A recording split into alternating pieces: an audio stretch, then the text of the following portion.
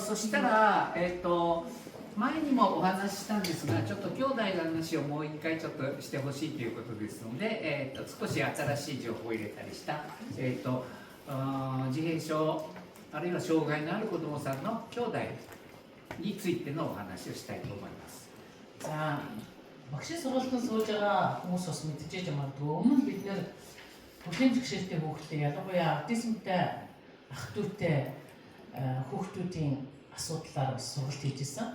Тэрийн мэдээлэл дээр мэдээлж яг тэр PPT-гээ баг зэрэг одоо сайжруулад гэдэг юм уу шинжилээд дахиад мэдээлэл өгч чинь. Тэгэхээр одоо ярих гэж байгаа сэдв болохоор аутизмтай ах дүүтэй хүүхдүүдийн тухай ийм асуудал байгаа. Тэгэхээр энэ талаар бол одоо ярина. 今、アメリカや日本でも、障害のある子への支援というのも大切だけれども、やはりその障害のある子どもさんを兄弟に持っている、子どもたち、の支援というのもやはり同じぐらい大切だってことで、いろんな取り組みがされています。 За, одоо Америкчдэр, Япондчдэр мэдээж хөгжлийн бэрхшээлтэй хүүхдийг хэрхэн дэмжих вэ? Тэр хүүхдтэй яаж ажиллах вэ гэх юм уу? Энэ асуудлууд бол чухал байгаа. Гэхдээ одоо бас нэлээд чухлаар тавьж байгаа асуудал юу вэ гэхээр хөгжлийн бэрхшээлтэй ах дүүтэй хүүхдүүдийн асуудал бас нэлээд их чухал төвшөнд яригдж байгаа. でここにちょっと挙げているように、障害のある、子どもさんを兄弟と思ったとしている子どもたち、日本では兄弟児っていう言い方をするんですが、その子どもたちが持ちやすい気持ちっていうのが、いくつか並べてあります。 За, одоо энэ дэлгэцэн дээр харагдаж байгаа зүйл маань юу вэ гэхээр нэгсэн хөгжлийн бэрхшээлтэй ах дүүтэй хүүхдүүд юу мэдэрдэг вэ? Ямар сэтгэл хөдлөлттэй байдаг вэ? Юу бодож тээж явдаг вэ гэдгийг одоо хэсэг юм жишээгээр харуулсан зүйлүүд байна. でこういった気持ちを持ってはいけない、持たないようにしようっていうことではなくて、こういう気持ちを持ってもいいんだということを子どもが親や周りの人に伝えられるようにする、それが一番の目的です。 Тэгэхээр энэ сэтгэл хөдлөлтүүдийг энэ дээр гаргацсан байгаа нь юу вэ гэхээр ийм сэтгэл хөдлөлтөд байж болохгүй, эсвэл байлгаж болохгүй гэдэг асуудал биш. Бидний мэдэх зорилго юу, мэдэх ёстой зүйл юу вэ гэхээр ийм сэтгэл хөдлөлтөд байгаа юм байна шүү. Ийм зүйлийг бид нэр бодож тээж явдаг юм байна шүү гэдгийг л ойлгох чухал байгаа юм.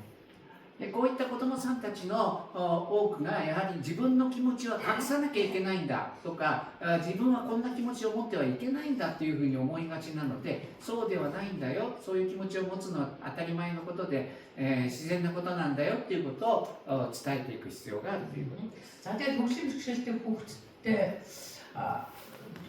хөгжлийн бэрхшээлтэй дүүтэй ахтай эгчтэй ч юм уу те энэ гэр бүлийн хүүхэд байгаа хүүхдүүд үүсдэг энэ гэмтэн юм шиг, эсвэл бортой юм шиг, эсвэл энэ гэр бүлд илүүдэд байгаа юм шиг, эсвэл энэ дарамтанд байгаа юм шиг ийм сэтгэл зүйтэй болчихдог. ということでちょっとまず動画も見てもらいます。 За, эхлээд хэдүүлээ видео үзье.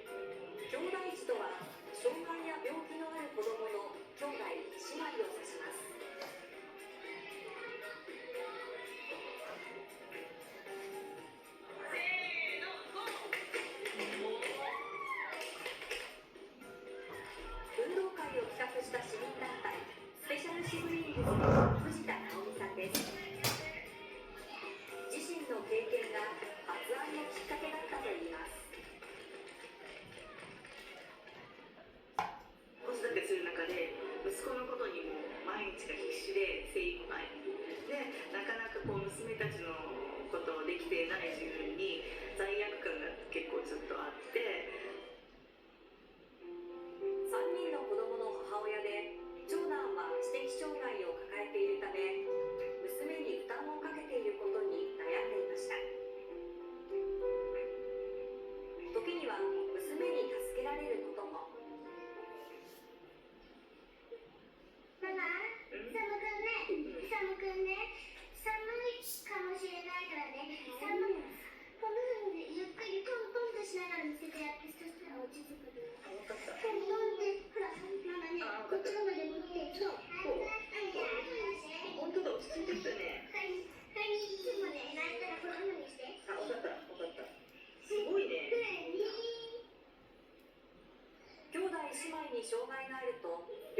や外出する機会が制限されることも多くなります。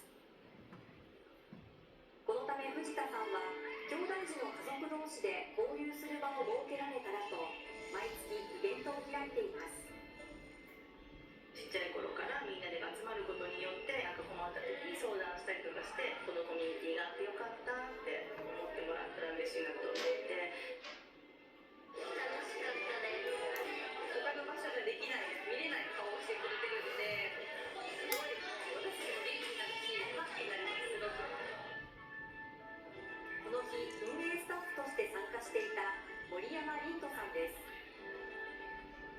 森山さん自身も兄が障害を抱える兄弟児でした。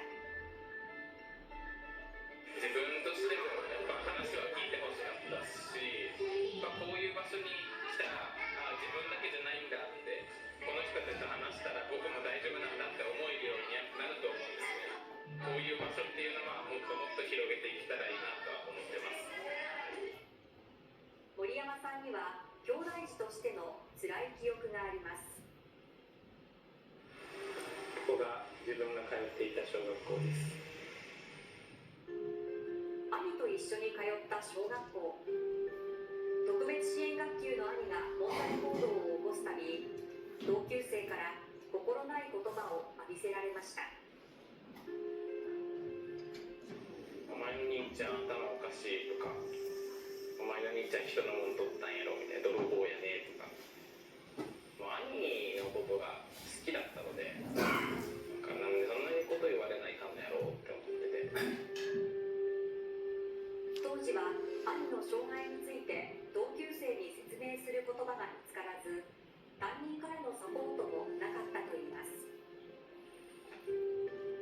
深まる孤立感。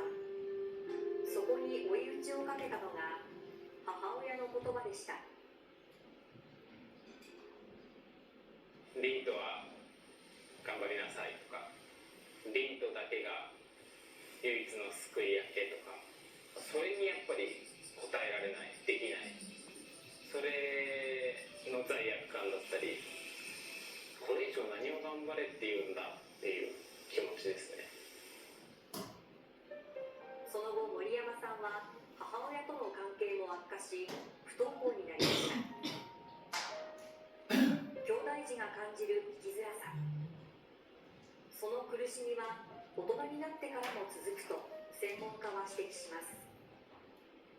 見えない鎖と言ったらいいでしょうかね、そういったものも持っているので、例えば良い子でなければいけない、親の期待に応えよう、応えなければ自分は愛してもらえないんじゃないか、将来障害のある人の暮らしは自分が面倒を見なければいけないんじゃないか、その結果自分で自分を大事にするスキルが育ってない、それが現れてくるのが大人になってからの暮らし、職場でどう適応するかとか、異性交際結婚というところが生きていく時の困難につながる。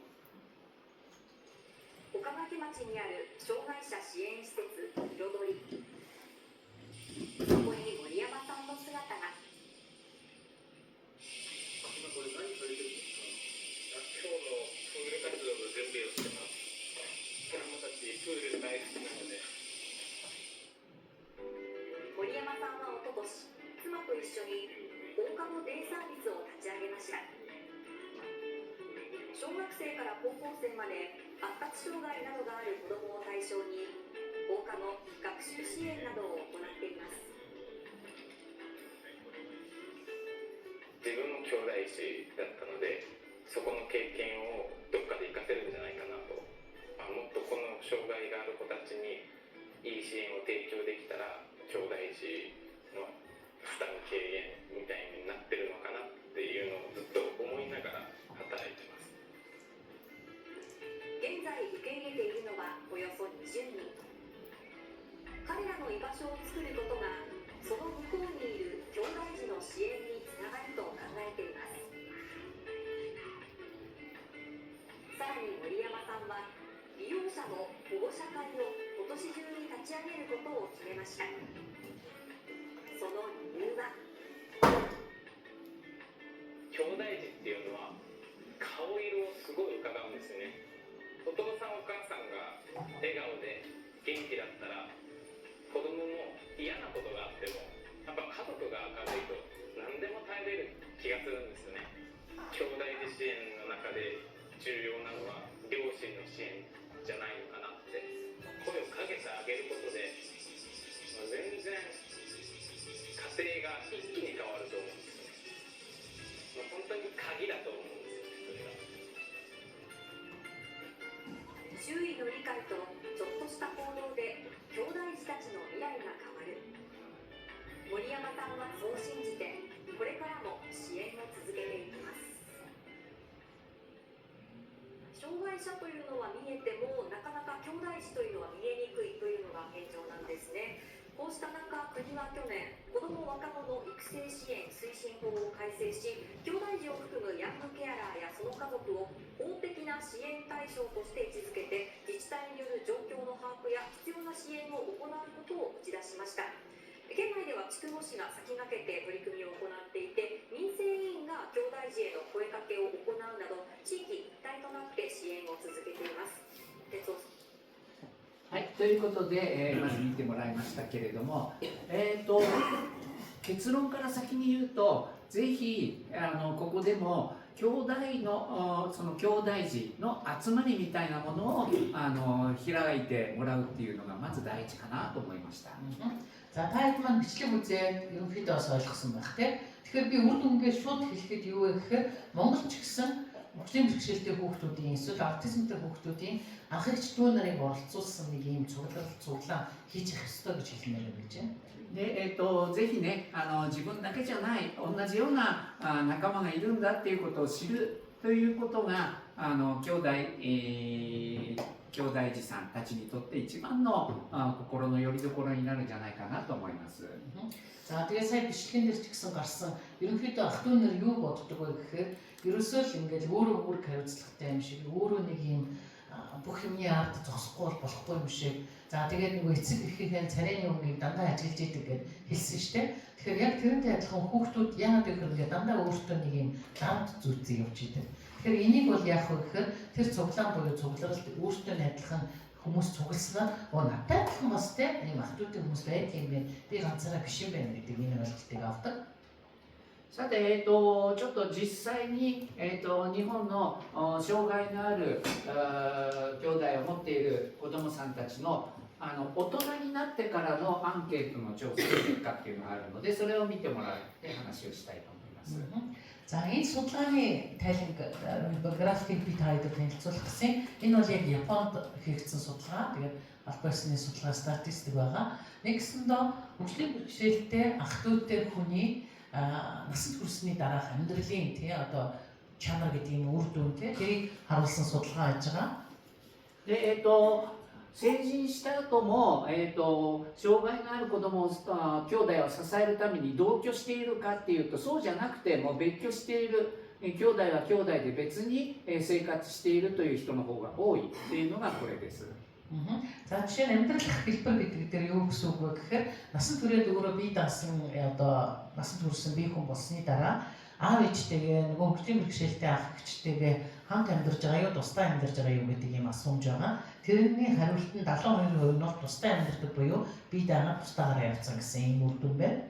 でそして、障害のある子どもさんの元のだから自分たちの親の方に、経済的な支援をしているかというとしていないという人の方が多いということで、それほど負担っていうのが大きくなってはいないんだろうなということです。За тэгвэл одоо тэр нөгөө хөгжлийн бэрхшээлтэй ах дүүгийн хараа тасраад байж байгаа аав ээжтэй санхүүгийн дэмжлэг хэр үзүүлдэг вэ гэхээр бараг байхгүй буюу 70% гэсэн ийм үр дүн бол гарсан байна. 日本の場合には民法家族についての決めた法律ということで、障害のある子どもを養育する義務というのは親にはあるけれども兄弟には余裕がある範囲で、支援したらいいよっていうふうに決まってます。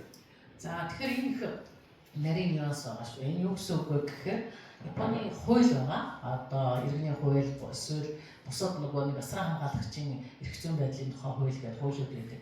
Энэ дээр бол юу вэ гэхээр хөгжлийн бэрхшээлтэй хүүхдийг асран хамгаалах үүрэг хэнд байгаа вэ гэхээр зөвхөн тэр хүүхдийг төрүүлсэн ээж аав байгаа.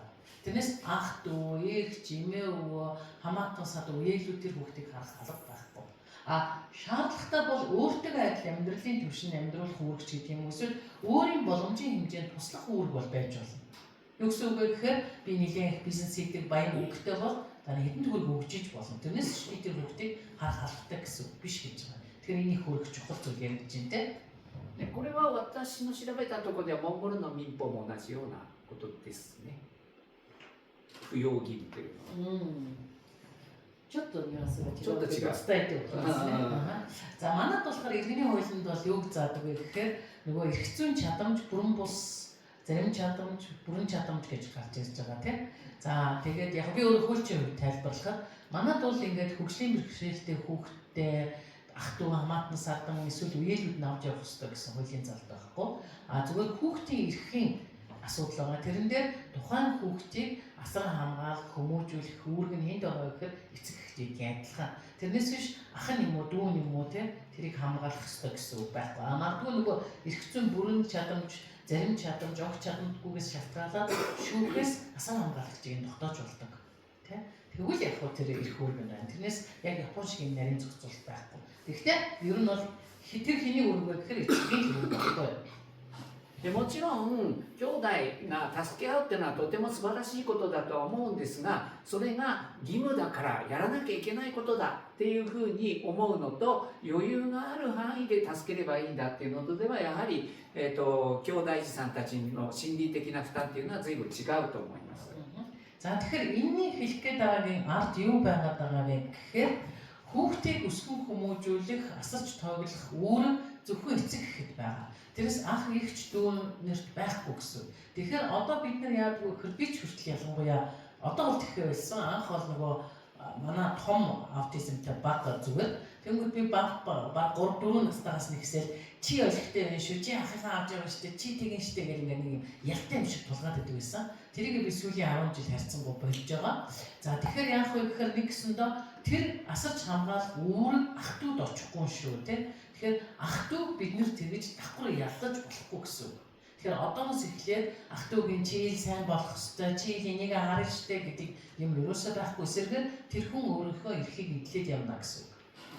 さて、兄弟に障害がある子どもさんが大きくなった時に、いろんな点でつまずくのが結婚する時です。За тэгэхээр түрүүн нөгөө ярьсан те хүүхэд байхдаа нөгөө аав ээжийнхаа царайг харж идэг те нөгөө хөгжлийн бэрхшээлтэй ах дүүгийнхаа байдлыг харж иж өнөөдөр сайхан өдрөө мохоо өдрөө гэдгийг шийддэг болчдөг байхгүй ах дүү нар нь. Тэгэхээр нэгдүгээр өрөвдөлтэй байна те. Хоёрдугаар дараагийн том асуудал юу вэ гэхээр хөгжлийн бэрхшээлтэй ах дүүтэй хүн гэрлэх болохоор тэр хөгжлийн бэрхшээлтэй хүнийхээ асуудлыг хизээ гаргаж тавих уу гэдэг бас тэр сонголт их маш том юу болчдөг. Шийдэл болчдөг. で、自分の兄弟に障害のある人がいるんだぞっていうのを相手に伝えなきゃいけない、わけですけれども、いつ伝えたのかというとこのグラフのようになってます。 Тэгэхээр энэ статистик графикаар бол юу гэж юм гэхээр гэрлэх гэж шүү дээ. Одоо насан туршид эрэгтэй ч эмэгтэй ч хүн гэрлэх гэж. Тэр үед би гэр бүлтэй эсвэл надад хөгжлийн бэрхшээлтэй ах дүү байдаг гэдгийгээ хизээ илчилсэн бэ гэдэг юм судалгааны үр дүн гэж байгаа. で小さい頃から知っているっていう場合もありますが、やはり付き合う前に付き合ってすぐぐらいの時に、知らせておくというような人が約半分いるわけです。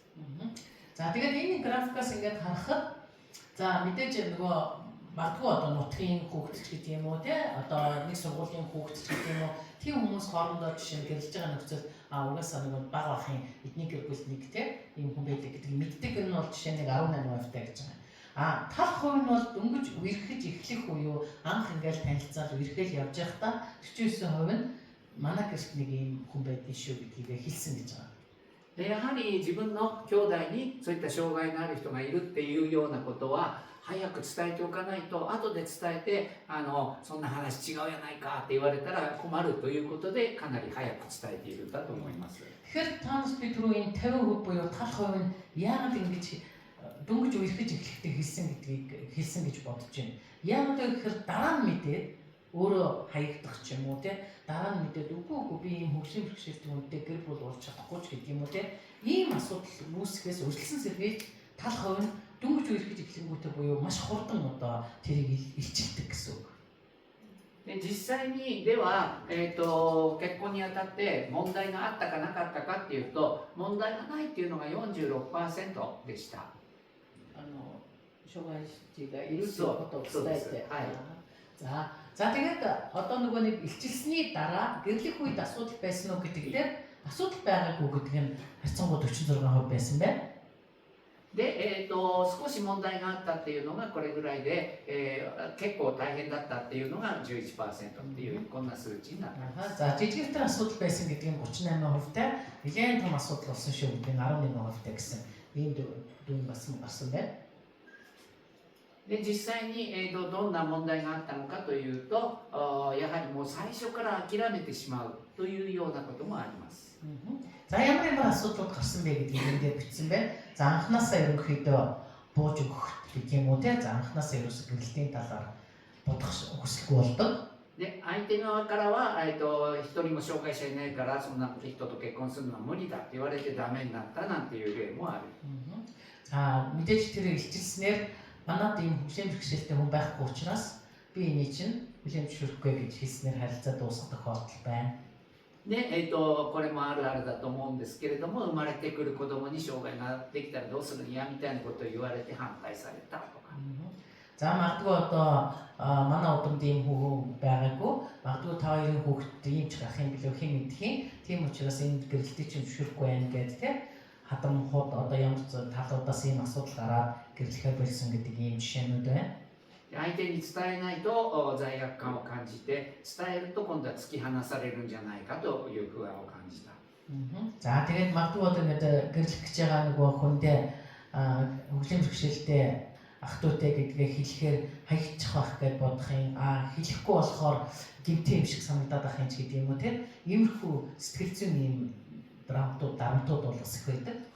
で、やはり結婚するときに、伝えたのでは、遅すぎるので、付き合う前からそういうことを言っておくというような人もいました。За зарим тохиолдолд болохоор мэдээж яг ингээд үерхэж дотносож явсаар байгаад яг гэрлэх болохоор хэлэхээр оройдсон болчих байх вэ. Тийм учраас анхнаасаа найз нөхөд байх төвшөнд л хэлчих нь зүгээр юм болов уу гэж бодох үе байдаг гэдэг ийм олон хариултуудыг өгсөн байна. で、家庭を持つこと自体に結婚すること自体に、少しこう消極的になるという人もいました。За түүнээс гадна бас энэ өөрөө нэг итгэхгүй гэдэг юм уу урамгүй болох тохиолдол байдаг юм л дээ. Гэр ах トゥ яг гэхээр ингээд магадгүй би ер нь ийм одоо жирийн гэр бүлтэй ийм таатай гэр бүлийн орчинд өсөөг юм чинь би ер нь гэр бүл авч явж чадах ч юм уу даагүй ч юм уу гэдэг ийм жоохон ийм хаалттай гэдэг юм уу гонигтай ийм зүйл ороод байдаг. で障害のある兄弟に対する罪悪感、妹は結婚できないのに自分だけ幸せになっていいんだろうかっていうような罪悪感を持っている人もいます。За эсвэл нэг гэмшил байгаад байдаг. Яагаад гэвэл нөгөө багасаа л байсан тэр гэмшил одоо ингээд цаашлаа үргэлжлээд байна шүү дээ.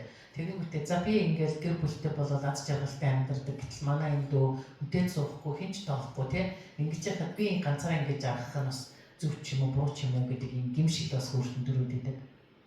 で、自分の子供が生まれた時に子供にどう例えばそのおじさんおばさんの障害についてどう説明するかっていうので今から悩んでいるっていう人もいるようです。За эсвэлгээр өөр хөгжлийн бэрхшээлтэй хүүхдэд болно гэхээсээ илүү магадгүй миний хүүхэд төрөөд ирсэн нөхцөл би одоо ийм үеэлтэй шүү те чиний аав чинь одоо ахын ч юм уу дүүн ч юм уу те ийм хөгжлийн бэрхшээлтэй хүн байдаг гэдгийг яг би хүүхдэд ойлгуулах вэ гэдэг дээр би одооноос санаа зовж эхэлж байгаа гэдэг юм уу иймэрхүү хариултууд бас их олон байсан. で、この人は、結婚しないっていうふうに思っていたけれども、付き合いをすることで、少しずつ、前向きになっていっているっていうような例です。За тэгэхээр нөгөө түрүүн бас нөгөө видеон дээрээс гарч ирсэн та бичлэгийг хараад бас ойлгож ирсэн баг. Нөгөө хүүхэд багасаа гэр бүлийн гişүүд нөгөө эцэг эхийн царайг хараад эсвэл нөгөө хөгжлийн бэрхшээлтэй хүүхэд ингээд байгаад ингээд ирэхээр өөрөө ингээд гинтийн юм шиг бодоод ингээд яваад байдаг. Энэ нөгөө тархины хөгжилд нөлөөлөд цаашлаад нөгөө 20 жилийн дараа 10 жилийн дараа тэр сөрөг нөлөө гардаг гэж ярьжсэн. Яг тэрнтэй холбогдуулаад одоо жишээ нь ингээд би ерөөсөө насны туршдаа гэрлэхгүй ч гэж боддог ч гэдэг юм уу те. Эсвэл гэрэлсэн ч би одоо аюу яаж сайхан амьдарч чадахгүй байх ч гэдэг юм уу. Ийм нэг жоохон сөрөг хандлагатай болсон юмнууд бол гардаг. で、相手の家族も理解してくれて全然問題なかったっていう例もありますが、それでも不安はあったというようなですね。 За тэгээд мэдээж миний санаа зовсон маань хитрхи одоо юу гэх юм илүү зүйлсэн байлээ те. Магадгүй ингээд намайг ойлгосон манай хадмын талынхан эсвэл нөхрийн тал ихнэрийн талынхан манай гэр бүлийн онцлогийг ойлгоод сайн хандж байгаа гэдэг ийм хүчшээнүүд бас байна. で、理解がある相手と出会って、向こうの家族も非常に気にしすぎだっていうふうに言ってくれて、弟さんも出席して、結婚式を挙げられたっていうようないい話もあります。Тэгэхээр энэ жишээ нь энэ хоёр дахь жишээн дээр бас ингээд ярьж байна те. Тэгэхээр юу гэж боддгоо гэхээр нөгөө урьдчилаад юмыг дандаа ингээд сөргөөр юм уу те санаа зовнолоор хараад байдаг те. Тэгэхээр жишээ нь одоо ингээд яана би гэрэлж чадах болов уу, хадмын тал зөвшөөрөх болов уу те. Эсвэл магадгүй би хорим хийлээ гэж бодоход миний дүү, миний ах те, миний эгч тэр хоримд хүн шиг оролцоод байж чадах болов уу ингээд дандаа болоогүй юмыг ингээд урьдчил тооцоолж ингээд төсөөлж дандаа зовнил үрж идэг. Тэгэхээр иймэрхүү зүйлүүд маань бас юм сэтгэлийн дарамтууд их үүсээд байдаг. Тэднийг бол юм дарамт туулж шийдвэрлэх боломжтой шүү гэдэг. ここで知っておいてほしいのは、障害のある兄弟を持っている人たちっていうのは結婚とか将来についてこんな不安を持っているんだっていうことを知っておいてもらって、それはそう当たり前のことなんだ、不安に思うのは当然なんだよっていうことは受け入れてあげなきゃいけないなと思います。 Тэгэхээр би эндээс юу хэлэх гээд байна гэхээр хөгжлийн бэрхшээлтэй ах トゥ тэй хүмүүс энийг бодох нь мэдээж асуудал гарцаагүй. Тэд нэр эрүүл сэтгхүүтэй хүмүүс юм чинь бүгд яг ингэж бодож л таа. Гэхдээ энэ бодож байгаа асуудал нь өөрөө гажиг буруу биш байхгүй. Ингэж бодох нь хэвээр үзэгдэл. Тэгэхээр ийм бодол байгаа нь ойлгож ийн ингэж бодох нь зөв те. Гэхдээ энэ хэр удаан үргэлжлэх үү, хэр удаан өөрт нь стресс үүсгэх үү гэдэг зүйлийг л маш сайн бодох хэрэгтэй. Тэрнээс биш бодож болохгүй зүйлийг бодоод байгаа асуудал биш юм аа гэдгийг ойлгох хэрэгтэй. 例えばそういう兄弟がいない場合であっても恋愛をするとか結婚するとかいう話っていうのはなかなか親には素直に言えない部分っていうのがありますが、こういう気持ちは持っているんだなっていうことは親はやはり知っておいてもらえたらなと思います。 Тэгэхээр ерөнхийдөө бол нөгөө хөгжлийн бэрхшээлтэй хүн гэр бүлд нь байсан ч байгаагүй ч хүн ингээд бас нэг юм гэрэлтийн асуудал те эсвэл хоошдын ирээдүйн амьдралын асуудал гэж эцэг эхтэй хийх хүнтэй зөвлөгдөхдөр ямар нэгэн байдлаар дандаа л дотор нэг юм бодж идэг штэ. Яг тэрнтэй адилхан хүн бас нэг юм дандаа сэтгэл зүйн хувьд юм бодож идэг. Ялангуяа хөгжлийн бэрхшээлтэй хүүхдэд ах トゥ усын хувьд бол магадгүй бодох өнцөг юм нь бол олон байж магадгүй. Тэрийг буруутгах биш ингэж бодох нь хэмээн асуудал юм. Харин энэ дээр нь эцэг эх бол тэрийг багаас нь ойлгож хүлээн зөвшөөрч явах хэрэгтэй юм шүү гэдгийг ойлгоход хангалттай. で、親にこういうことを知っておいてもらえたらよかったなっていうようなことで、いくつか挙げているのが、例えば明るくしているからこの子は明るくていい子なんだって思うんじゃなくて悩みもあるんだけれども出せないでいるんだっていうふうに思ってほしいと。За энэ болохоор мэдээж эцэг эхчүүдтэй миний хэлхийг хүссэн зүйл гэж юм л да. Ээж аавын энийг мэдээсээ ойлгосоо гэж би хэлмээр байна гэж. Тэр нь юу вэ гэхээр би хичнээн энийгээ цоглог юм шиг харж байгаа боловч миний сэтгэл дотор гуниг байгаа шүү. Би гунигтай байна шүү гэдгийг би ээж аав маань ойлгосоо гэж хүсдэг гэж байна.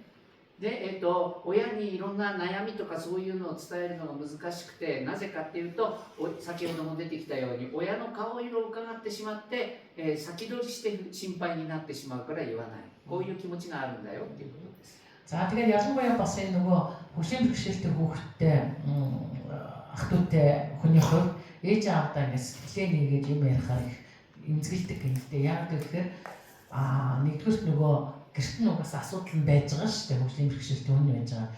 Тэрэн дээр нэмээд дахиад миний ярих зүйл дахиад асуудал болох. Тэр үед аав ээж ямар хариу үйлдэл үзүүлэх бол гэдэг төрүүлээд энийг дандаа төсөөлөд бодоод өөрсдөө ингэ хямраад байгаа гэдэг. で、子供の頃兄弟のことをちゃんと見ておいてって言われるのがすごく辛かったっていうような気持ち、これも正直な気持ちだけど多分親には言えなかったんだろうなと思います。За тэгээ баг хөлт айгуух за чи л найдвар штэ чи надах дүүг харна штэ чи надхан харж байгаарай чи л ингэ шүү гэдэг энэ үг маш их дарамт толдог. Би үүнээс илүү яаж хичээх юм, яаж би хичээх ёстой гэдэг энийг ерөөсөө ойлгохгүй тийм. Тэгэхээр иймэрхүү зүйлүүд бол надад бас их хүнд байдаг гэдгийг эцэг маань ойлгосоо гэж хүсэж байна. で、いろいろ自立してもう一人暮らしをして生活している子供さんのところにお母さんから連絡がある時も障害のある子供の兄弟の話ばっかりで少しは自分のことについて私のことを気にかけてもらいたいなっていう意見もあります。 За түүнээс гадна ингээд ээжинч тэр аавынч тэр ярианы гол сэдв дандаа манай хөгжлийн бэрхшээлтэй ах дүүсийн асуудал байдаг тийм. Тэгэхээр дандаа тийм асуудлаар зөвхөн надтай харилцдаг, зөвхөн надтай ярьдаг. Тэр бол надад хүнд тусдаг. Эсвэргээр магадгүй би хэдийгээр би дагаад тусдаа гараад амьдарч байгаа ч гэсэн миний охин, миний хүү амьдралд ажгүй юу сайхан байна уу, юу байна гэдээ надаас нэг тийм ганц тийм үг өгүүлбэр асууж ивэл их зүгээр байдаг. Гэтэл дандаа харилцааны сэдв нь нөгөө хөгжлийн бэрхшээлтэй хүн дээр фокуслаад ирэхээр надад бас тэр нь их хэцүү байдаг гэсэн юм хариултууд өгчээ. で、今度は、じゃあ親が兄弟のことはもう気にしなくていいからもう兄弟の障害についてはもうあなたは気にしなくていいって言われると今度はそれはそれで不安になってくる、どんなことを私ができるのかっていうのもはっきりしてもらった方が助かるっていう意見もあります。 За зарим тохиолдолд болохоор чиний амьдрал чинийхаар тусдаа чи өөрийнхөө эрхчлөлөө хөөгд явчих. Ахынхаа дүүгийнхаа асуудал дээр санаа зовхгүй бид энийгээрээ зохицуулчих юм гэдэг гинэ заримдаа. Тэгэхээр энэ нь бол өөрөө бас юу гэхээр бас нэг талаас хэцүү. Яг тэгэхээр би бас нэг жоохон тусламаар байдаг. Эсвэл би хоошид юу хийж чадах ёстой юм бэ гэдгийг олж мэдмээр байдаг тийм. Гэтэл чинийхаараа тусдаа чи өөрийнхөө амьдралыг хөөгд яв гэдэг нэг бодлыг ингээ хаалт тусгачаар бас надад хүндрэлтэй байдаг гэсэн юм хариултыг өгсөн байна. で、その兄弟の進路について、親はいろんな期待をしてしまう、それは健常な子どもさんでも同じですが、それがやはり子供に兄弟に障害があるとやはりそういうのを支える仕事にしてほしいとか、そういう無言の圧力みたいなものも辛く思う人もいるようです。 За бас нийтлэг гэдэг нь юу гэхээр надад хэд их ачаал тавьдаг тийм. За намайг өгсөний дараа битээр өгсөний дараа чи л энийг чирж явна шүү. Эсвэл чи л энийг харах нь байна шүү. За эсвэл одоо энийг ингээ юм сургалт мургалт янз бүрийн юмд явуулах гэж мөнгө төгрөг өг тийм. Одоо чамаас өрхийн гаргах гэж гэдэг юм уу. Иймэрхүү зүйлүүд бас маш их дарамт болдог гэдгийг ойлгох хэрэгтэй. で、親が、障害についての制度とかそういうことについてあまり、しっかりと調べたり活用したりしない。で、それに対する不満っていうのもいくつかありました。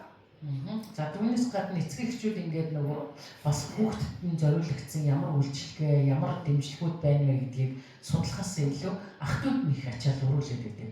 За чи наадхаар нэг хөгжүүлээд, чи наадхандаа зориулаад нэг юм хийгээд их гэдэг. Энэ бол бас нэг талаас их төвтэй. で、親が兄弟のことで疲れているところを見るのがとても辛かったなんていうような意見もあります。 За түүнээс гадна ингээд аав ээж нь ингээд нөгөө хөгжлийн бэрхшээлтэй ах дүүг нь хараад тэрнээс болоод ядарсан, ядаргаанд орсон, ууртай, уцаартай, стресстэй байгаа тэр дүр төрхийг харах бас тийм таатай биш байдаг тийм. Иймэрхүү зүйлүүдийг бол хэлжээ гэж. で、子供の頃こういうのがあったらよかったなっていうようなことで、やはり先ほどから言っているように自分の思いを素直に伝えることができないというのが辛かった。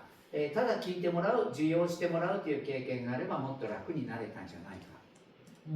За тэгээд хүүхэд байхдаа би энийг хэрвээ мэддэг байсан бол гэсэн хариултуудад дараах зүйлийг хэлсэн байна. За жишээ нь бол юу вэ гэхээр за мэдээж би өөрийнхөө бодож толгойдоо бодож байгаа сэтгэлдээ байгаа зүйлийг нээж хэлдэг байсан бол их зүгээр байх байж тээ. Надад хэлэх тэр боломжийг олгодог байсан бол би илүү бас амар байх байсан байлоо гэж бодож байна. За хоёрдугаар би нөгөө багш түрүүнд дүгнэлтэн дээр хэлсэн тийм. Яг надтай адилхан юм бэрхшээлтэй, надтай адилхан юм ах дүүтэй хүмүүс байдаг юм шүү гэдгийг бас эртхэн мэдчихсэн бол тийм хүмүүстэй бас зовлон жаргалтай хаваалцчихсан бол их зүгээр байх үү гэдэг зүйл байна. で、先ほどから言ってるように自分と同じ仲間がいるんだっていうこと、一人ではないっていうことを小さい時から知らせてほしかったというような意見もあります。 За тэгэхээр надтай адилхан, надаас ч бүр магадгүй хүнд нөхцөлд байгаа хүмүүс бас байт юм байна гэдгийг бас надад мэдэх боломж олж ирсэн бол зүгээр байна. あとは、やはり、兄弟が主役になってしまっている場所が時間が多かったので、兄弟が主役になる、本人障害の持ってない人が主役になるような場所も欲しかったみたいな意見がありますね。 За түүнээс гадна нөгөө нэг хөгжлийн бэрхшээлтэй ах トゥ дээр хамаг одоо олонний анхаарал төвлөрдөг тэр хүний төлөвлөгөө тэр хүний биеийн байдлаар шалтгаалж тэр гэрийн төлөвлөгөө шийдэгдэг байсан учраас тэр бол бидний хувьд бол маш их гонигтай байсан. Эсвэргээр би тэр гэр бүлийн төвцийг нь би тэр гэр бүлийн одоо бүх төлөвлөгөө шийдвэрийг гаргадаг гол хүн байх тийм гэр бүл төрсэн байсан бол ашигтай байхгүй юу гэдэг ийм сэтгэл зүй бас төрдөг байсан. であとやはり、先ほども出てきたように同じ学校に通っている場合兄弟のことについてすごくいろんなことを言ってくる友達とか同級生もいるので、そういうところでのケアということですね。兄弟についての知識っていうのを学校全体で共有してもらえる仕組みがあると嬉しいなっていうような意見もあります。 За түрүүн нөгөө видеон дээр бас түрүүн залуу ярьж ирсэн тийм нөгөө ахтайгаа нэг сургуульд явдаг байсан. Тэнгүүд ах нь ингээд мангар юм уу танаа ах чинь хүний мулгаа хийсэн улгаа чинь дүү мүү гэх ингээд сургууль дээр нэг сургуульд хамт сурж байгаа нөхцөл сургуулийн хүүхдүүдээс ирэх ачаалал буюу дарамт маш их байдаг. Тэгэхээр тэрийг сургуулаараа эцэг гэхээр бүгдээ ойлголцдог тийм төвшөнд бас сургуулийн нөхцөл байдлыг аваачих хэрэгтэй байсан. Тэрэн дээр магадгүй эцгийн оролцоо, эцгийн дэмжлэг, эцгийн ойлголт за дээрэс нь ангийнхаа хүүхдүүдэд би ахыгаа хичээгээ дүүгээ яаж тайлбарлах вэ гэдэг тэр арга замыг бас надад хэлээд ингээд өгсөн бол бас миний амьдрал арай хөнгөн байх байсан болов уу гэсэн ийм хариултуудыг өгчээ. で結婚についてすごく悩みがあるというような話をしましたが、特にやはり結婚では兄弟に障害がいるとその障害によっては場合によっては遺伝する障害もあるわけです。 За тэгэхээр гэр бүл буюу гэрлэх гэдэг дээр бол нэлээх өндөр ач холбогдол өгöd байгаа тийм. Яг гэхээр энэ маань өөрөө нэг хүн гэдэг амьдрал маань одоо 2 хүн 3 хүн буюу дахиад нэг гэр бүл үүсэх гэдэг тийм. Тэгэхээр энэ гэр бүл гэдэг гэрлэлт гэдэг дээр их өндөр ач холбогдол өгöd байгаагийн арт талд юу байдаг вэ гэхээр нөгөө удамшдаг өвчнүүд байдаг тийм. Удамшдаг ийм бэрхшээлүүд бол байдаг. でここに、いらしている方々の子供さんのようにで自閉症とかそういうのではそんな心配はないんですけれども遺伝性の疾患筋ジストロフィーとかいろいろそういうような疾患がある場合にはやはりちょっと遺伝の心配っていうのは必ずあると思います。 За жишээ нь аутизмын хувьд бол одоогоор шалтгаан тогтоогүй тийм. Тэгэхээр тэр бол одоо хэний буруу, хэний зөв юунаас болсон энэ дээр бол асуудалгүй удамшлын асуудал бол ярихгүй. Тэрнээс өөрөөр бусад нөгөө нэг янз бүрийн удамшдаг өвчнүүд байдаг шүү дээ тийм. Тэр удамшдаг өвчнүүдтэй холбоотой асуудлууд дээр магадгүй энийг бас сайтар бодож авч үзэх хэрэгтэй зүйлүүд байгаад байгаа. Ялангуяа удамшлын өвчнүүд дээр бол нөгөө генийн болон тийм нөгөө юуны өвчлүүд байдаг шүү дээ. Нусны холбоотой гэмтлийн өвчлөнд бол их байдаг. でモンゴルでも医療の分野は随分進んできていて、今例えば遺伝子を検査して出生前に調べるっていうようなことが少しずつ出てきているっていうのは聞いてます。 За Монголд бас сүүлийн үед анхаах хөгжөөд гэдэг юм уу бас нөгөө урлагийн эсийн төвшөнд бас шинжилдэг болсон байгаа тийм. Одоо бол яг аутизмыг бол тогтоохгүй ч гэсэн жишээ нь даун эднэрийг бол нөгөө ургийн усыг аваад тийм нэгсэндээ илүү хромсолтой хүүхд байна гэдгийг бас Монголд бол тогтоод болсон байгаа шүү дээ. Тэгэхээр энэ талаас бас сонголтыг бол үлдээж өгч байгаа гэсэн үг.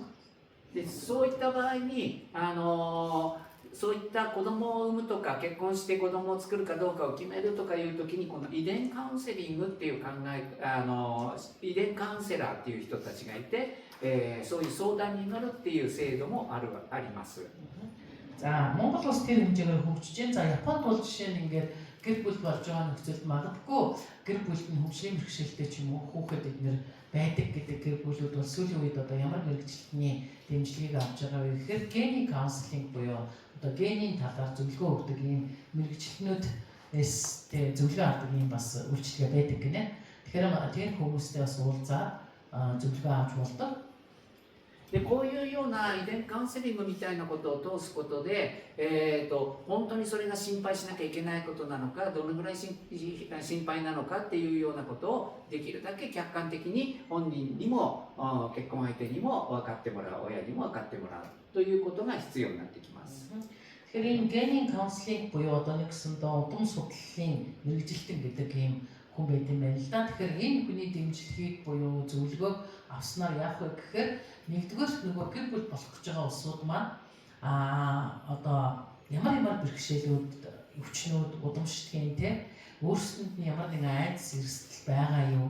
За эсвэл хүүхдтэй болохгүй мó те олсон нөхцөлд одоо ямар байдлаар ямар бэрхшээлүүд удамшаад ямар байвал зүгээр байдгийг гэдэг одоо ийм айцыг даван туулах дээрээс нь зөв мэдээлэл авах те энэ үднээс их хэрэгтэй байгаад байдаг.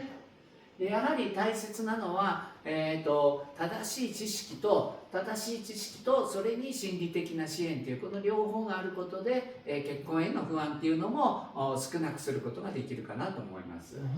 За тэгээд ерөнхийдөө нөгөө хүний хамгийн чухал зүйл юу вэ гэхээр зөв мэдлэг байна тийм ээ. Зөв мэдлэггүй хүн л муухрал буруу юм ярьдаг.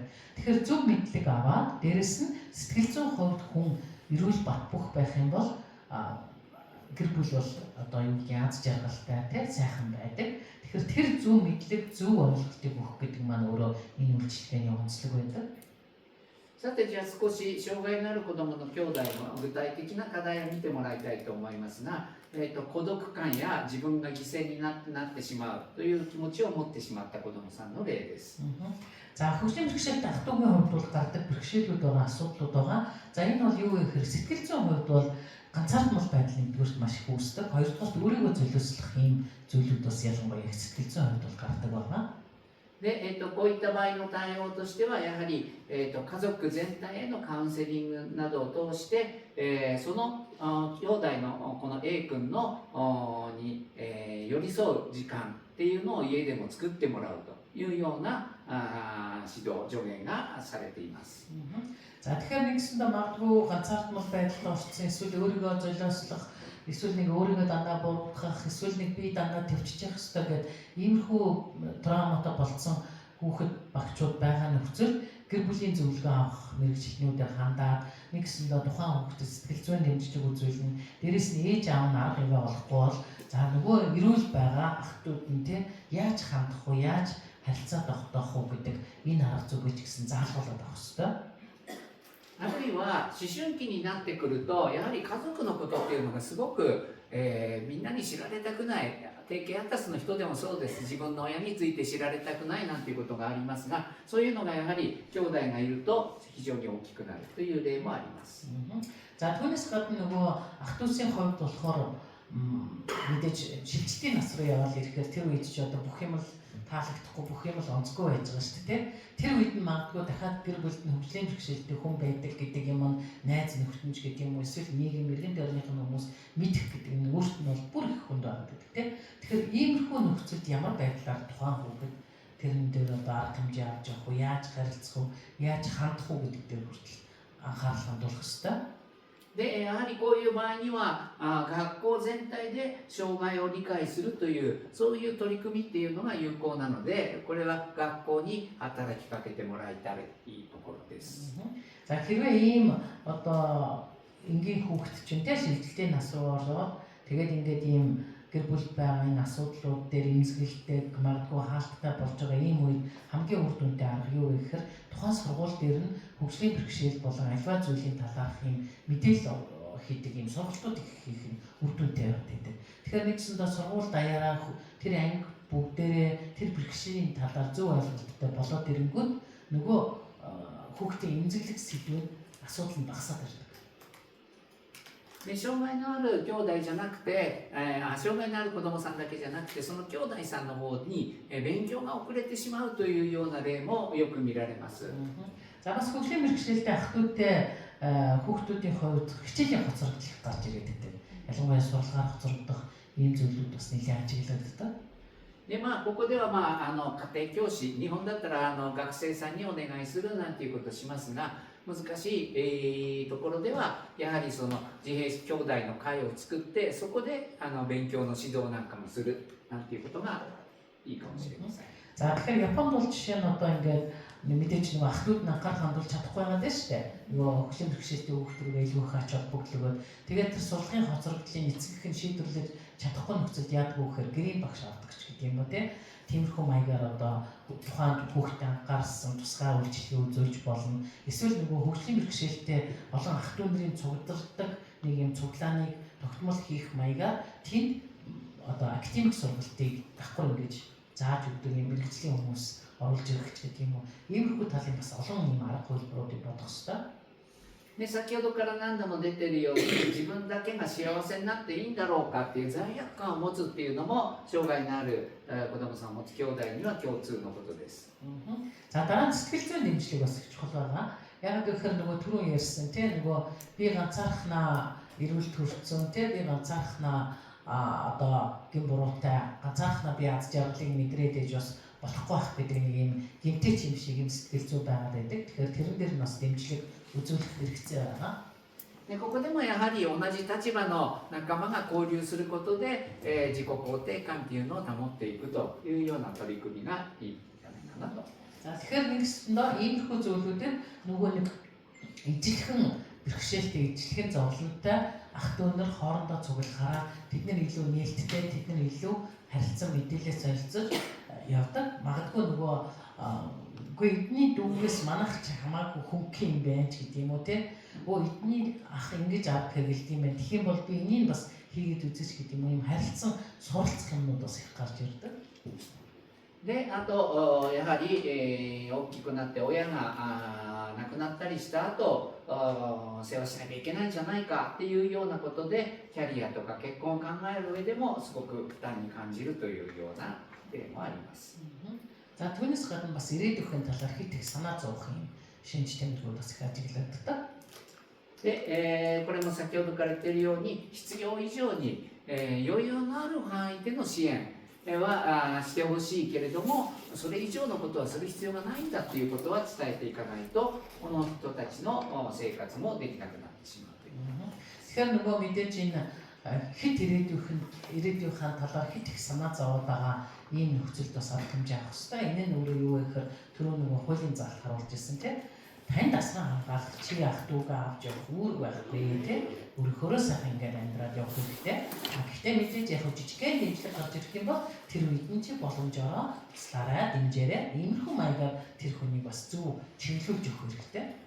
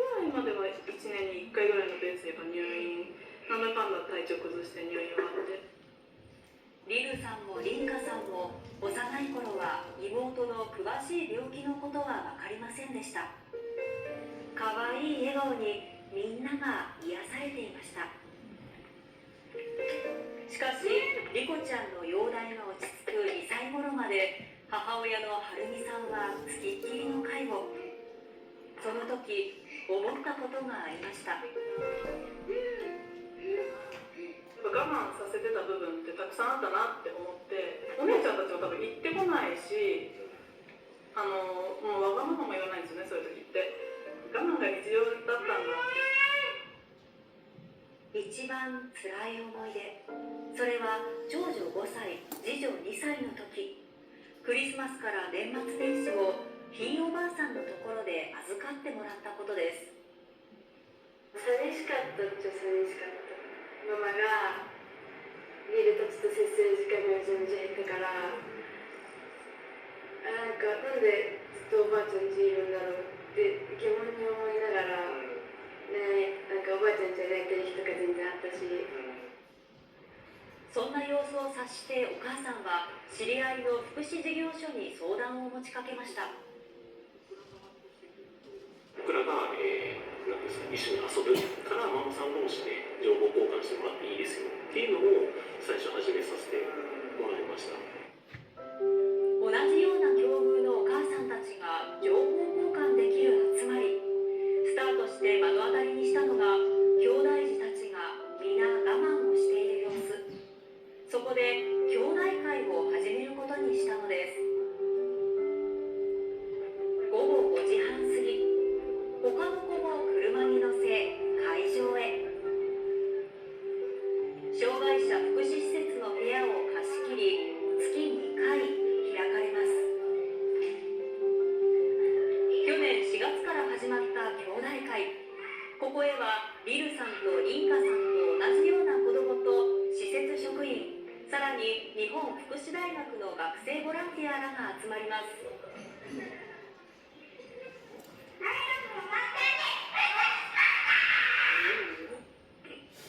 ここでは大声を出してもいいんです。みんな揃ったところで工作。割り箸と輪ゴムで何ができるのかな？誰でも簡単に作れる割り箸鉄砲。さあ、的をめがけて狙い撃ち。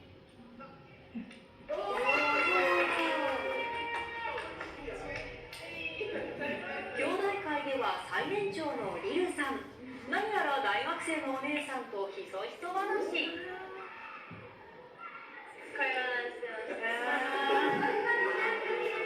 家や学校では味わうことができない楽しみ。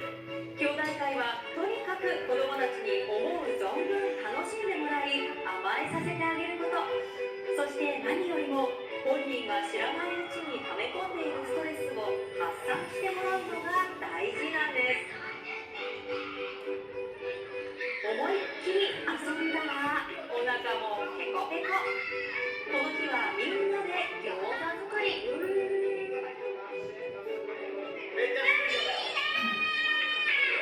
大人たちが細かく口を出すことはなく、楽しく自由に作ります。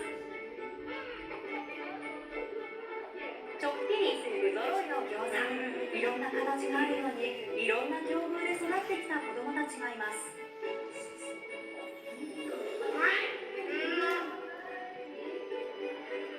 みんなで作った味は格別。食べ終わるとすぐにまた元気に遊び出します。みんながもう本気で向かってきてくれるから、こっちも本気でとにかく遊ぶとか、何事も本気でっていう。子供だけで喋ってた子がみんな来るようになって、なんか見てみてとか一緒になんかやろうって誘ってくれると、なんかすごいいいなってなりますね。職員も働いてて、子供の声聞こえると、すごいなんかいい気持ちになって帰れるっていうことは全然あります。ちょっと年上のお姉さんたちは特別な存在なのかも。親は一切関わらない、みんなで助け合ってやろうが兄弟会のモットー。楽しい。よかった。毎日やったら毎日みたいです。日頃我慢することが多い兄弟児。本当に辛い時は無理をしすぎないでほしいと親たちは考えています。こんだけあなたたちのことを見てる大人の人がいるんだから、困ったら助けておいていいんだよ。この人たちと出会えてよかった。出会えたのが今日自分の兄弟児だったからっていうのがあったらいいなってすごく思います。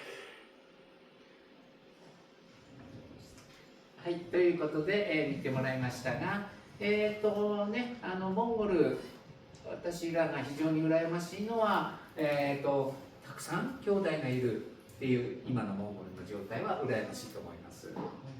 За бичлэг үзлээ. Ерөнхийдөө Японд бол иймэрхүү байдлаар бас хүүхдүүдийг зохион байгуулалтанд оруулж явж байгаа. За миний хувьд бол би Монголыг хараад бол нэг зүйл бол маш их сайхан санагдсан. Юу гэхээр Монгол бол нөгөө ах トゥ олуулаа их олон хүүхдтэй байдаг. Тэр бол бас нэг талаас маш их гоё давуу тал байгаа. で本当にね、第1級母親勲章をもらえるような6人も兄弟がいるんだったらば、すごくこの問題は軽い問題になるとは思います。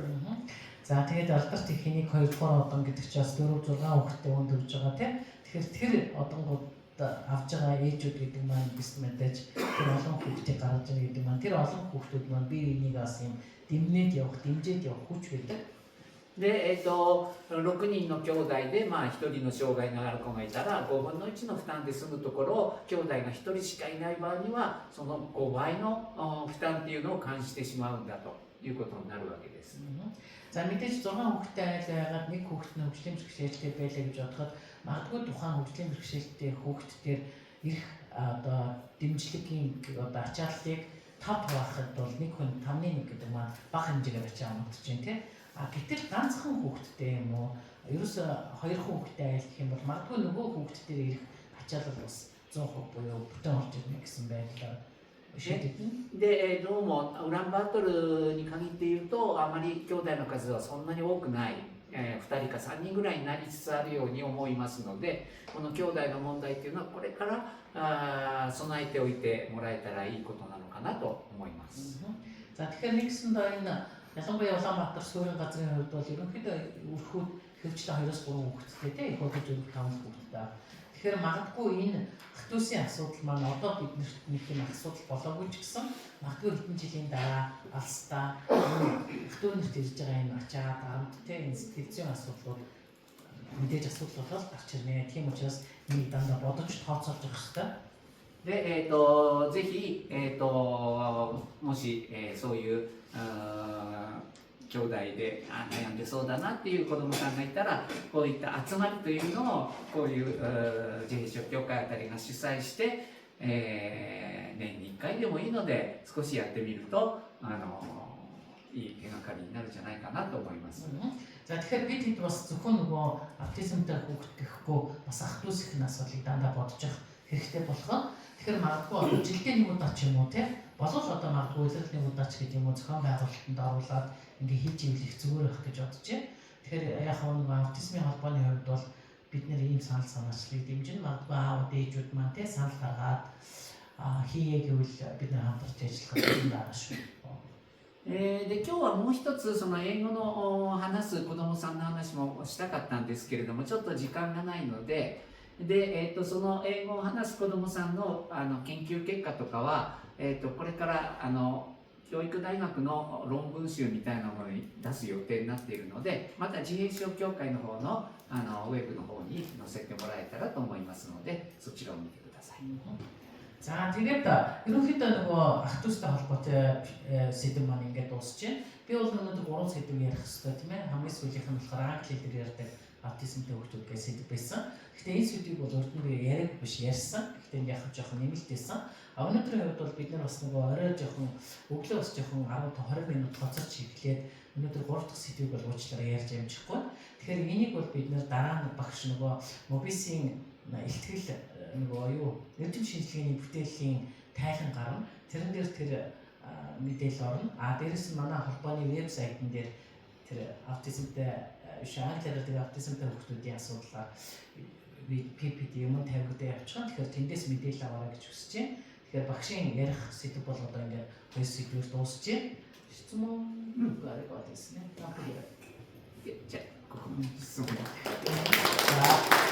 Багшийн хоёр сэдв бол ашигсан хэлтэй сайхан байлаа. Бид нарт бас их тэр мэдээлэл өглөө гэж бодож байна. Тэгэхээр нэг асуулт байвал та хэдээс авъя гэж бодож байна. Магадгүй асуултаа тодорхой тавиул тийм ээ. Хордоо хариулт авах болов гэж бодож байна. Асуултаа юм байна уу гар үргээрээ. Мика чи гэдэг.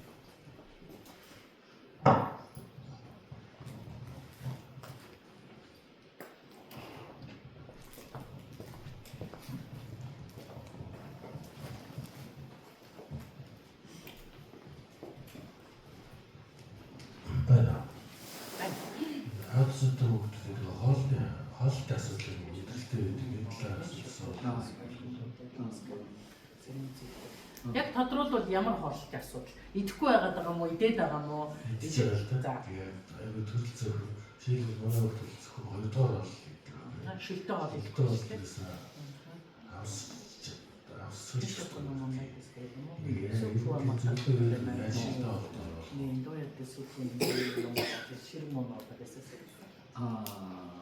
そのね、いろんな問題があるので、一言では答えられないんですけれども、例えばスープの温度にしても熱いのが嫌なのか冷たいのが嫌なのかとか、いろいろまず温度の問題と口の中での、口触りっていうんですか、そういう問題、いろいろやっぱり感覚の問題が一番大きいと思います。За тэгэхээр хоолны асуудал, ялангуяа шүлтэй хоолны асуудал дээр бол ямар асуудлууд хамгийн тавигддаг гэх юм мэдрэхүй асуудал гэнэ. Тэгэхээр нэгдүгээр шүлчин хит халуун байгаад байна уу, эсвэл хит хүйтэн байна уу, нэгдүгээр асуудал. Хоёрдугаар аманд орж байгаа тэр шүлний бүтцэн өөрөө ямар байна гэдэг чухал юм л дээ. Их тунгалах шүл танаа өгдөг таалагдаад байгаа мó, зүтэн шүл таалагдаад байгаа мó те. Тэрнээсээ шалтгаалаад ямар шүл өгөх вэ гэдэг чинь нөгөө мэдрэхүйтэй шууд холбоо гэж энэ хоолны асуудал дээр шүлнийх шүл идэхгүй байгаа шалтгаан цэвэр мэдрэхүйтэй холбоотой. で本人がうまくやっぱり自分の好き嫌いっていうのを伝えられないので、今言ったような温度の問題、舌触りの問題、匂いの問題、見た目の問題とかいろいろあるので、もうこちらとしてはあの手この手で温度変えてみる、滑らかさを変えてみる、匂いを変えてみる、いろんなことをやってみて、もう試してみるしかないと思います。За хоолтын дээр бол хамгийн гол хариулт бол ерөөсөө мэдрэхгүй байдаг гэж байна. Тэгэхээр хоол нүдэнд яаж харагдаж байна, үнэр яаж үнэртэж байна, аманд яаж мэдрэгдэж байна, дээрэс нь температур нь ямар байна гэдгээс шалтгаалаад идэхгүй юу гэдэг маань маш өчүүхэн зүйл дээрээс шийдэгдэнэ. Тэгэхээр энэ дээр нэг бүрчлэн ажиллах хэрэгтэй гэж байна. Хэрвээ та нар хитрхи халуун шил өгöd байгаа бол температурыг бууруулад үз. Хитрхи хүйтэн байгаад байгаа бол жоохон халаагаад өг гэдэг ч юм уу. Эсвэл одоо тунгалах шил биш тутан шилэн дуртай бол тэглүүн гэдэг юм уу. Цэвэр мэдрэхүйд нь харах хэрэгтэй. Дээрээс нь үнэртэй байна уу хоолч, үнэргүй байна уу те. За тэгээд энэ бол цэвэр мэдрэхүй талаас нь шийдвэрлэх ёстой шүү. Тэгэхээр энэ дээр өөгүй мэдрэхүйн талаас нь яаж нөлөөлж ийн гэдгийг л маш сайн ажиллах ёстой гэж. 必ずしもそうかどうか分かりませんが、子どもさんによってはいろんなの味が混ざっているのがすごく苦手っていう子どもさんがいて、特にスープだといろんなものを混ぜますよね。玉ねぎ、じゃがいも、人参いろいろ混ぜるとそれだけで嫌になるっていう子どもさんもいるので、その場合には玉ねぎなら玉ねぎだけ、じゃがいもならじゃがいもだけとか、そういうふうにしてやってみるのも一つの工夫と言われてます。 За дээрээс нь шүлэн дээр бас нэг асуудал байдаг. Юу вэ гэхээр хоёрдугаар хоолнд дуртай гэдэг маань хоёрдугаар хоол маань ерөнхийдөө юу идэж байгаа гэдэг нь тодорхой байх хэрэгтэй магадгүй те. Будаан мах, төмс ч гэдэг юм уу те. Энэ маань ингээд өөрсдөө тус тустай байдаг. Гэтэл шүл гэдэг чинь яг хөө бүгдийг нийлүүлээд чамчдаг те. Тэгэхээр энэ өөрөө бас их том асуудал байдаг. Тэгэхээр эхний ээлжийн шүл идүүл сурах гэж байгаа бол зөвхөн нэг төрлөөр дагнаад шүл өгөх хэрэгтэй гэж байна. Дан махны шүл, султан сомны шүл гэдэг юм уу те. Тэндээс бас их үзэх хэрэгтэй гэж. で食事の問題は本当にそれにこだわりすぎちゃうと子供も親も食事が楽しくなくなってしまうっていうのが一番心配なことなので、あんまり頭をそればっかりに向けないで、楽しく食事をする、そして諦めずに根気よくやるっていう、もうそれしかないなと思ってます。 За тэгээ хоолн дээр бол бас үзэмж их чухал байдаг тийм. Тэгэхээр хоолныхаа тэр үзэмжийг бас их анхаарал хийх хэрэгтэй. Дээрээс нь бас хит их стресстэй хоол хийх бас хоолнд нөлөөлдөг гэж байна. Тэгэхээр өөрөө юу вэ гэхээр нөгөө хоол хийхин тулд энийг үйл идэхгүй болов, энийг үйл идэх болов гэж ингээд ярихаар зүйлд аягүй төвхтэй болчихно тийм. Тэгэхээр хоол гэдэг маань өөрөө хүнд таашаал өгч явах зүйл байх хэрэгтэй. Тэр үднээсээ хоолоо хийхдээ ч гэсэн одоо үзэмжтэй бүх зүйлийг их бас анхаарал хийх гэж. とにかく今日は一口でもちょっと口に入れられたらもうそれだけでいいやって、もうそれだけでもう褒めてあげて、今日はそれだけでいいよっていうふうにするぐらいの気持ちで無理をせずに根気よくやってみてください。 За эцэгчүүдийн бас нэг алдаа гаргадаг юм юу вэ гэхээр хоол идүүлэх гэж нэгэл 5 хоол бүтнийг идүүлэх гэдэг ийм тал байгаа гэдэг. Үгүй ерөөсөө магадгүй луун идүүл сурах гэж байгаа бол тэр хоолны 5-ын дотор ганцхан ширхэг ийм жижигхэн луун тий хийгээд тавиад, за тэрийгээ тухайн хүн дургу гаргаа хийж болно л доо тий. Гэхдээ тэр хүнд ингээд уухгүй ингээд хийгээд өдөр болгон нэг луунгийн бараа харагдал ах юм бол нөгөө хараалахаар явандаа нөгөө луундаа танил болно гэдэг шиг тиймэрхүү маягаар гэхдээ нэг уухгүй хэрэгтэй. Тэгээд хүн ингээд хийгээд өгөхөөр тоогоор нь хоол идэх гэж байхгүй шүү дээ. Эхний удаа ганцхан халбаг эсвэл нэг халбагны арыг долооход энэ өөрөө ахиц гэж гарах хэрэгтэй гэж. За бас нэг заавал асуулт байна.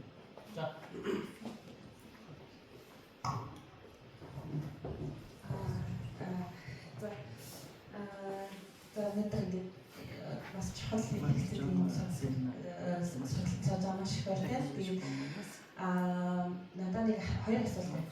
За нэгдүгээр асуулт нь гэх юм бол бид нар бас аван гараад бас ийм аудиси төвлөрсөн зориулсан өдөр хөгжүүлэх сургалт ингээд сургалтын төвийг хийж байгаа. Тэгэхээр магадгүй одоо Японд бас ингээд түрүүний үзүүлсэн мэтлэн ингээд харилцан туршлага солилцох тийм боломж байгаа юу гэдэг тийм асуулт байна. Хоёр дахь асуулт нь тийм бол яг таны судалгааны одоо материалуудыг бол хаанаас үзэх боломжтой вэ? Бид нэр дараагийнханаас нэг одоо тантай холбогдож ингэж бас ажил хийж юмараа холбогдох боломжтой юу гэдэг асуулт. そのデイサービスについては私が紹介するというよりはなんかどっかなんかつてがあるんだったらそっちで公的にやってもらった方がいいのかなと思います、ちょっと今僕がこの施設を紹介しますっていうのはちょっとできないかなと思ってます。 За юуны ижил төстэй одоо юу гэдэг юм өдрөмжүүлэх байгууллагыг одоо танилцуулах холбох байна уу гэдэг. Энэ дээр бол би хариулт өгч чадахгүй. Яг үхээр нэг та бүхэн өөрсдөө албан ёсоор өөрсдийнхөө журмаар тавиарай гэж хэлмээр байна. でそれと研究結果については先ほど言ったように今一つはモンゴル語の論文っていうのを出す予定とそれをもとにちょっと国際学会の方の雑誌に今投稿する準備をしているのでもしそれが出たらまた自閉症協会を通じてお知らせしたいなと思います。 За судалгааны материалууд болон тайлбаруудтай холбоотой мэдээллүүдийг ерөнхийдөө миний зүгээс би аутизмын холбоогоор дамжуулаад одоо линкийн ч юм уу те эсвэл ийм сэтгүүл сайтанд гарлаа гэдэг мэдээлэл өгөө явуулчихна. Тэгэхээр та бүхэн тэндээс авах боломжтой шүү. でそれ以外の自閉症のいろんなテキストとかについては自閉症協会さんの方と JICA さんが協力して作ったテキストとか非常に良いのがいっぱいあるのでぜひそれは参考にしてくれたらいいと思います。 За түүнээс гадна манай төсөл бас төсөлгийн яваад солирох. Холбоо маань бас JICA-гийн байгууллагатай хамтраад хэд хэдэн төсөл хэрэгжүүлсэн байдаг. Тэрнтэй холбоотой нэлээд олон одоо ийм бас гарын хавлагтай танилцуулга материалууд байгаа. Тэрийг бас ашиглаарай гэж багш маань бас хэлж байна. Манай вебсайтыг нэр дээр нэг JICA-тай хамтарч хийсэн олон видео бичлэг ном гарын хавлагууд документууд байгаа. Тэн дээр бас зэрэг нээж байгаа бах тийм. Тэгэхээр хараарай гэж хэлмээр байна.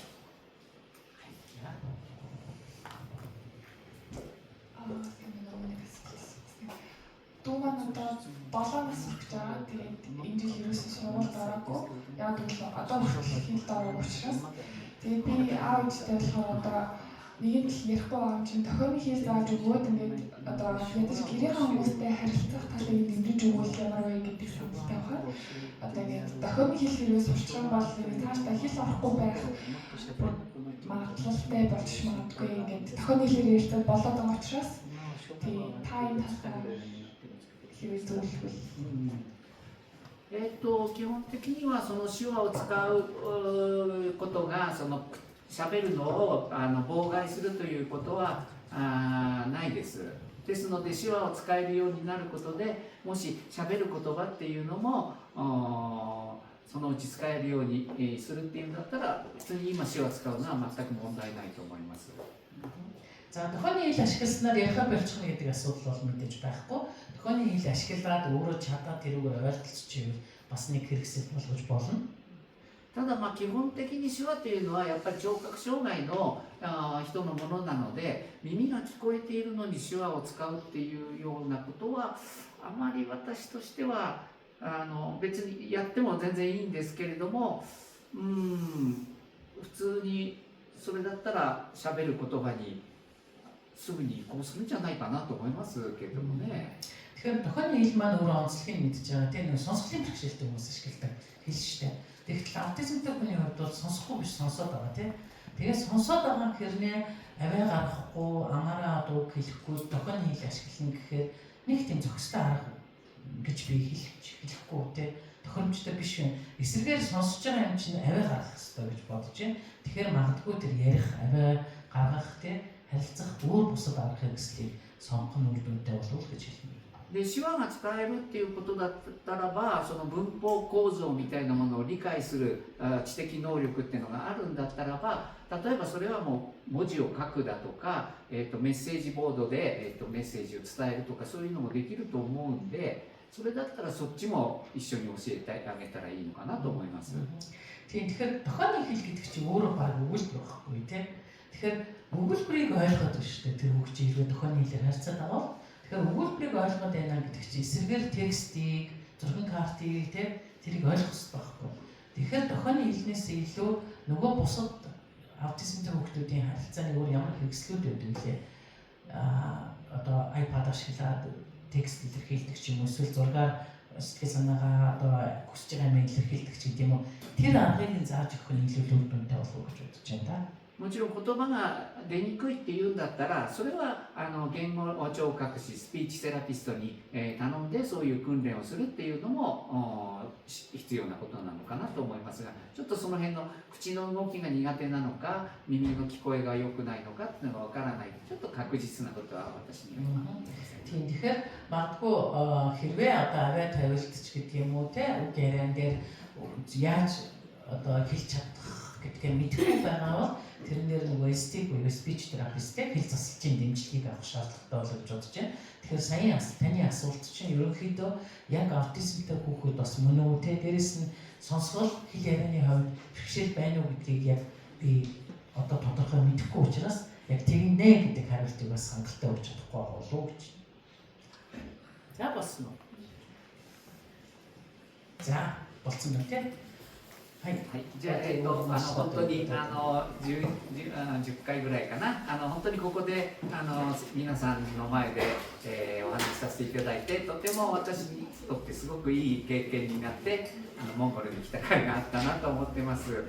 またこれからも縁があれば、何かこう一緒にお手伝いできることがあればさせてもらいたいと思います。本当にありがとうございました。За тэгээд багш маань одоо 10 удаа тийм ээ бодоход их тоо юм шиг эсвэл зөвхөн тоож юм шиг тийм. Гэхдээ ингээд аутизмын холбооны эцэг эхчүүдэд зориулаад сургалт хийх юм бас боломж олдсонд талархаж байна. Тэгээд та бүхнийг бас миний сургалтыг шимтэн сонсож тийм ээ надад бас юм урам зориг, итгэл найдвар бас юм сайхан таашаалуудыг өгсөн та бүхэнд баярлалаа. За тэгээд магадгүй дараа өөр босоод бидний хамтарч ажиллах юмнууд бас гарахыг үгүйсэхгүй тэр үед бол миний чадах зүйл байх юм бол би дуртай та бүхэнтэйгээ бас холбоотой байх болно гэж. За багштай хамтдаа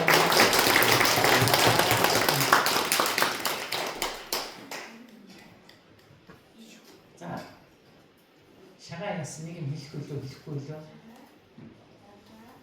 шагаа чи юу би юу хэлэхгүй лөө чи нэг юм хэлэхгүй гэсэн үг үү?